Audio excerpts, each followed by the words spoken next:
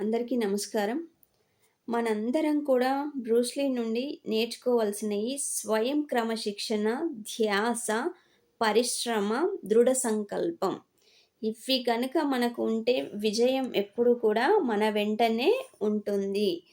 మనందరం కూడా ఎలా అంటే ఒక నీరులాగా ఉండాలి. నీరు ఎలా ఉంటుంది? ఒక గ్లాస్‌లో పోస్తే అది గ్లాస్ లాగానే మారిపోతుంది. మనం ఒక బాటిల్‌లో పోస్తే అది బాటిల్ లాగానే మారిపోతుంది. నీటి బిందువులు ఎక్కడైనా ఏదైనా ఆకుపైన పడినవి అనంటే ముత్యాల్లాగా ప్రకాశిస్తూ ఉంటాయి.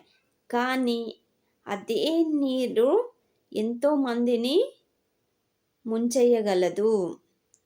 అంటే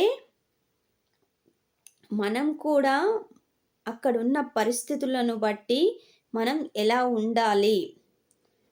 ఏ సమయంలో ఎలా ఉండాలి? మనకు ఏదైనా ఆపద వస్తుంది అంటే, ఆపద నుండి మనం బయటపడాలి అంటే, మనం ఎలా మారాలి అప్పుడు ఆ సమయంలో?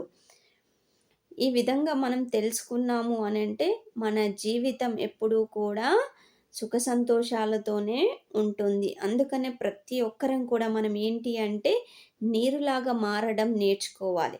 మనం నీరు ఎలా అయితే సందర్భాన్ని అనుసరించి మారుతుందో, మనం కూడా అలాగే మారడం అలవాటు చేసుకోవాలి.